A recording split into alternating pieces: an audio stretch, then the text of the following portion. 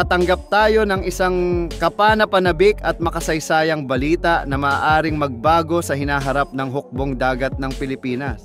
Iniuulat na isa sa mga pinaka-advance at makapangyarihang disenyo ng frigate sa buong mundo ngayon, ang HDF 6000 na likha ng HD Hyundai Heavy Industries, HHI, ng South Korea, ay isinasailalim sa masusing pag-aaral bilang isa sa mga pangunahing option para sa susunod na flagship ng Philippine Navy. Kung maisa sa katuparan ang akwisisyong ito, magmamarka ito ng isang napakalaking hakbang pasulong para sa naval modernization ng bansa at magiging isang revolusyonaryong pagbabago sa defense posture ng Pilipinas sa rehiyon. Ang HDF 6000 ay hindi isang ordinaryong frigate. Sa katunayan, mas malapit ito sa isang full-fledged destroyer sa laki, kakayahan at firepower. Tumitimbang ito ng humigit kumulang 6,500 tonelada at may habang 139 na metro, mas malaki sa alinmang kasalukuyang barko ng Philippine Navy, kabilang na ang pinakabagong Jose Rizal class frigates. Nilalayon nitong magsilbing multi-mission platform na kayang tumugon sa iba't ibang anyo ng banta, sa himpapawid, sa dagat at maging sa ilalim ng tubig.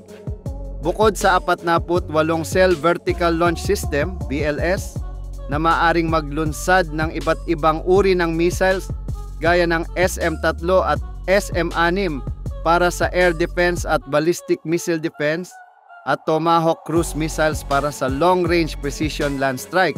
Armado rin ito ng 76 mm OTO Melara Naval Gun, 16 na Seastar SSM-17 Isakay anti-ship missiles, advanced close-in weapon systems gaya ng Gok Dennis, twin triple tube torpedo launchers at mga electronic warfare systems.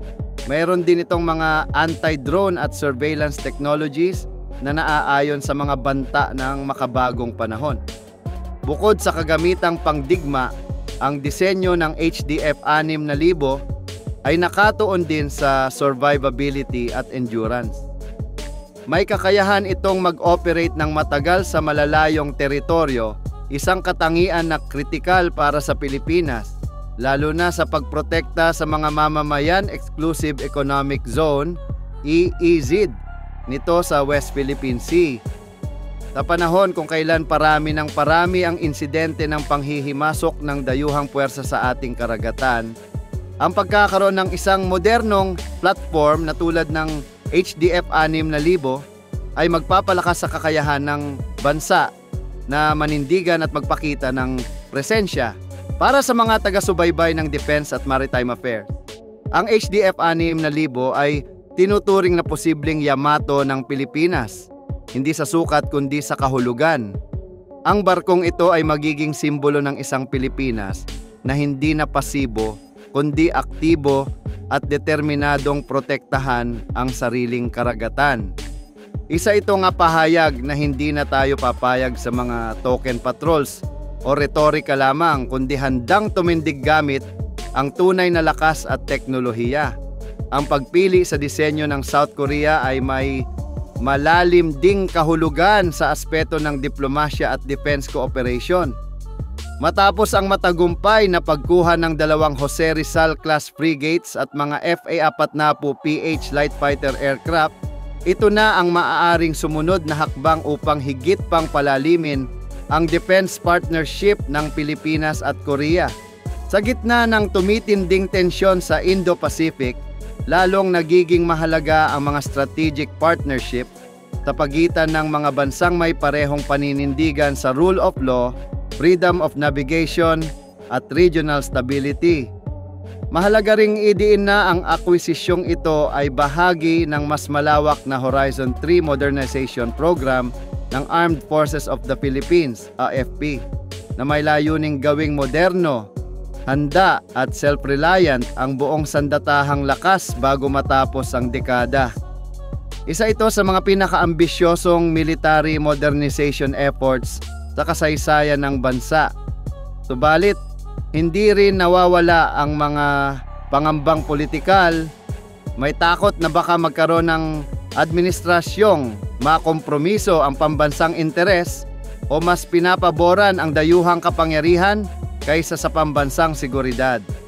Dahil dito, mahalaga ang tuloy-tuloy na suporta ng mamamayang Pilipino, ng defense community at ng mga mambabatas upang masiguro na ang mga ganitong uri ng inisyatiba ay hindi mapipigilan ng internal politics o mga pansariling interes. Ang seguridad at dignidad ng bansa ay hindi dapat isinasakripisyo sa ngalan ng kaginhawaan o kompromiso. Kapag naging bahagi na ng Philippine Navy ang HDF 6000, ito ay magiging higit pa sa isang barko. Ito ay magiging sagisag ng bagong Pilipinas, isang bansang marunong manindigan, may kakayahang magtanggol sa sarili at handang makipaglaban para sa kanyang karapatan. Ito rin ay magiging inspirasyon sa mga susunod na henerasyon ng mga Pilipino na ang kanilang bansa ay may kakayahang umangat at maging tunay na makapangyarihan sa sariling pamamaraan. Sa huli, ang HDF 6000 ay hindi lang isang makabagong frigate, ito ay magiging tagapagdala ng pag-asa, lakas at pambansang dangal sa gitna ng unos sa karagatan ng Asya.